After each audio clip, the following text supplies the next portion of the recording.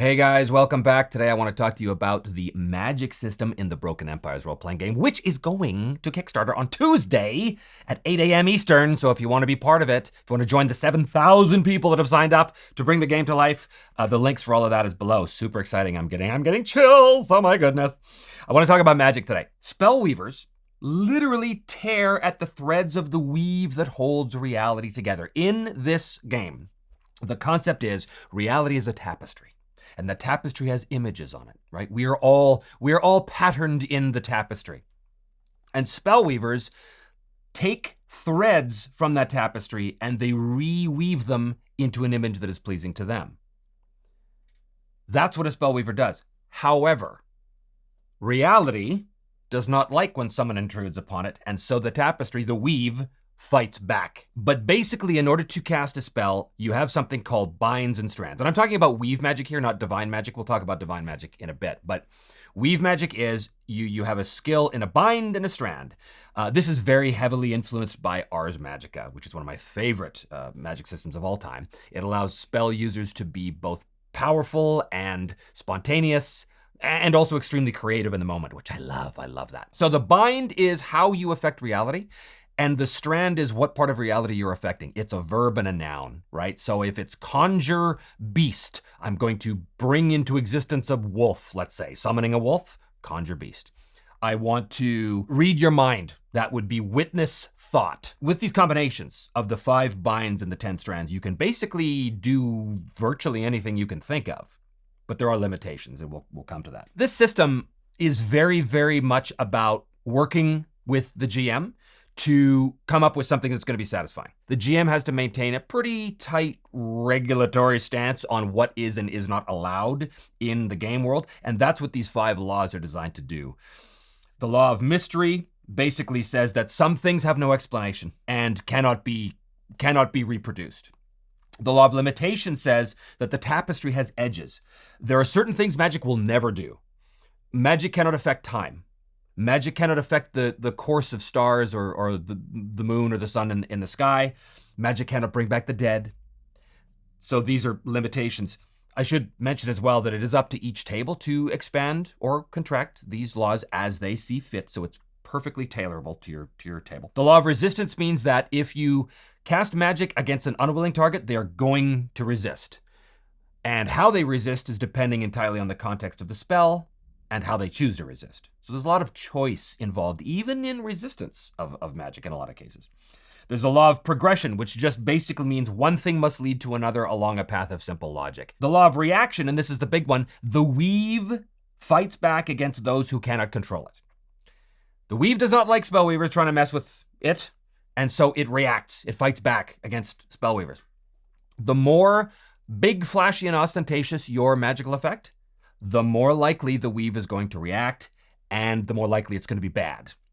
So the goal of a spellweaver in this game, mechanically, is to ensure that whatever magical effect you're trying to achieve, you try and keep it as subtle as possible. You can cast big, flashy magic, but you have to be able to control it. And that's not always easy to do. You have to be very skilled, and you have to have a lot of resolve.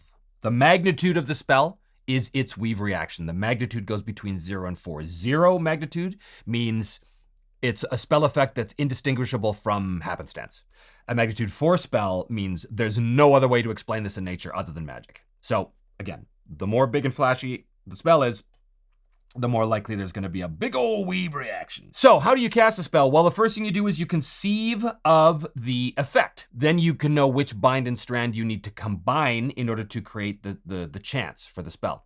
So if I have a bind skill of 20 and a strand skill of 43, then when I put those together, that's a 63% skill that I'm rolling on. And yes, sometimes they can go over 100, and there's rules for that as well. So you've determined your chance, your overall chance. Now you need to shape the spell, and that means basically building it with enhancements. So the qualities of a spell are target, range, duration, potency, and possibly sense. Target means obviously who or what is the spell targeting. Range is where is the target. Duration, obviously, is it instant? Does it last for a minute, a year? Potency is a real kind of catch-all term, like it could mean the damage it does, it could mean the level of protection you get from it, it could mean the various levels of effect you're applying. It's very, very, very malleable potency. And then sense is really most of the time used for perceptual spells, like witness spells and things like this. If I'm casting a wizard eye or something, well, that could be sight. But if I want to hear something in the next room, that's going to be a different sense and going to have a slightly different cost probably. You shape the spell, and that will give you a total cost of the spell. That will give you how many success levels you need in order to successfully cast that spell and control it. Which means that if the spell comes out to 9 success levels and you have a skill of 63, like in our example, you would think to yourself, well, how can you possibly cast that spell? Well, there's a number of ways. One, you could critical, because if you critical, you gain +3 SLs, that's gonna help. You could also use something called threads, which are physical pieces of magic that act as magic enhancers. This is like gold among spellweavers. Currency, right? These are like your magical staves and your amulets and your wands and things that allow the spellweaver to be able to fuel their spells. Or you could use your own resolve, and this is by far the most common thing. So my skill is 63, and I roll 42. I've succeeded, but I've got 4 success levels, and I needed 9. I'm 5 short. So I did succeed. The spell's going to work exactly as I want it to. However, there's going to be a weave reaction, and that weave reaction is going to be based on the magnitude of the spell. The more flashy the effect, the bigger the weave reaction. I don't want that. So I want to mitigate that using my resolve if I can. I can spend as much resolve as I want to try and meet my cost so that there is no further cost. If I don't meet the cost, then I have to roll on that table. But let's say I succeed. I rolled 42 on 63, 4 SLs. I could spend 5 resolve to meet the SL cost, and now there's no weave reaction. But it means I had to expend 5 of my precious resolve. So resolve is so crucial for spellweavers. So important. And that's basically how you cast a spell. Now, there's all kinds of details about how you target people or things and what the potency looks like and all that kind of stuff. But that's the essential gist of it right there. Weave reactions are interesting. They are not always bad, but most of the time, the vast majority of the time, they're bad. They could do anything from consuming your supplies, to preventing you from casting another spell for a short time, to wounding you, to marking you with magic, to having the spell target unintended subjects, or you could gain something called fraying points, which is really bad. Fraying points we're come to in a second. You don't want fraying points, but it's kind of inevitable as a spellweaver to get fraying points. So the weave reactions really cover a large range of things. The really powerful spells are known as rituals. These are big, fancy spells that are super powerful, but they take a long time and they have a real cost. Now, they have different rules, but they're costed out very similarly.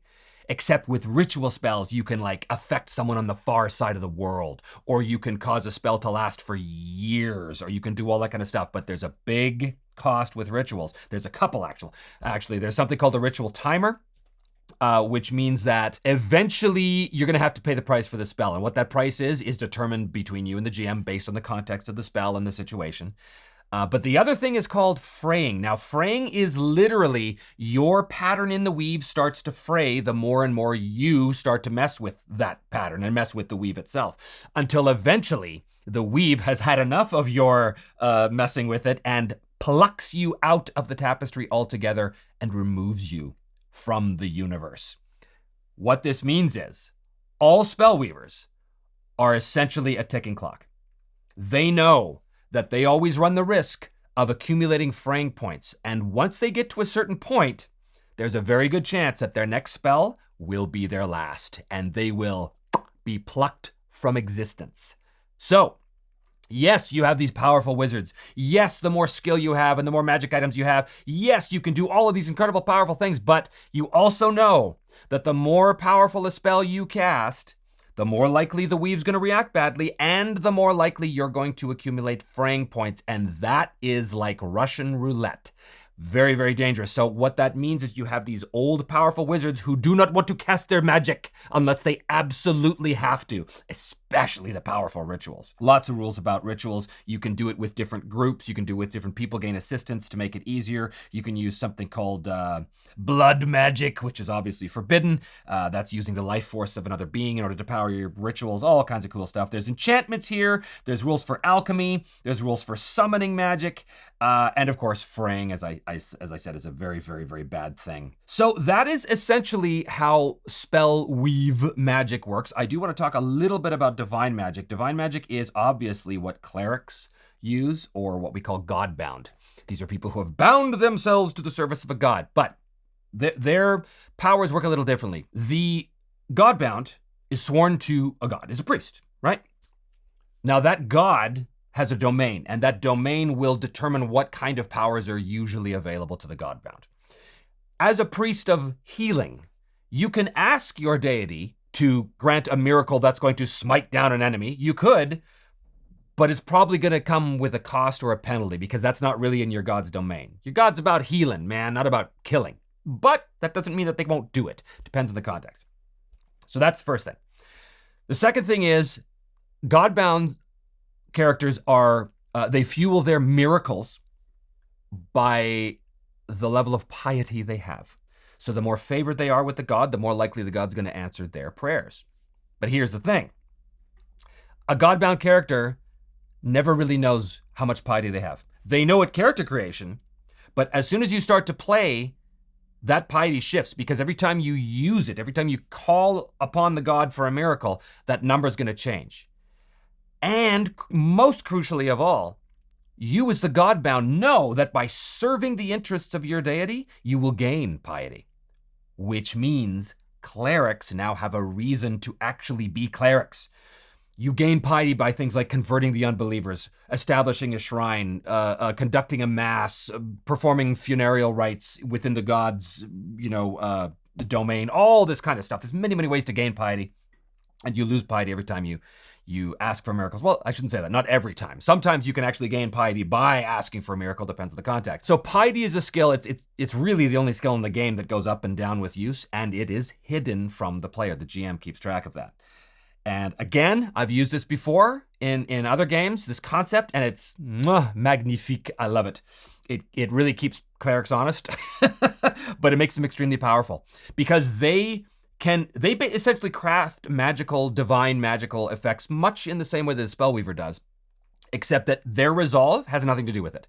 It's entirely about the god. It's entirely about the piety that the character has.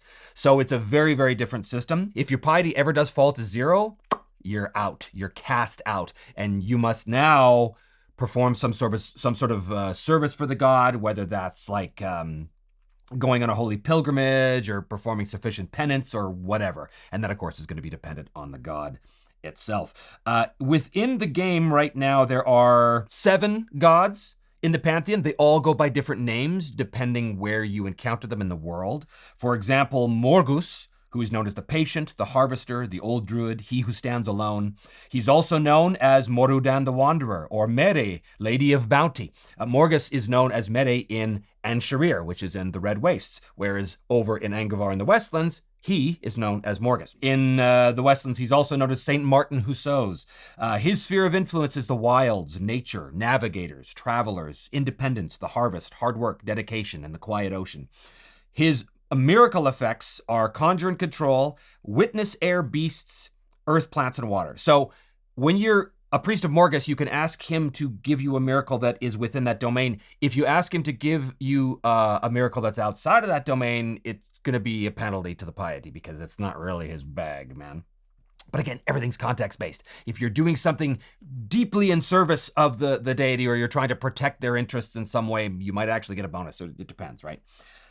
So yeah, there's 7 gods in the Pantheon, including the strange god called Ominous the One, who is a kind of a new heresy in the world, because this is a god who basically says all the other gods are just facets of me.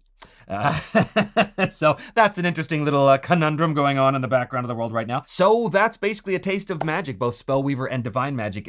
It's pretty cool. The spell users in the game have a wide breadth of options that they can do, but they're limited by certain things.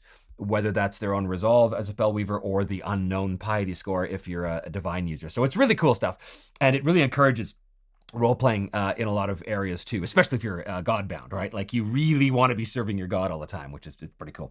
Anyway, that's a little taste of magic. The next thing I'm going to be talking to you about is the setting and some of the cool stuff going on there. And then we will launch on Tuesday. So I will see you next time. Ciao for now.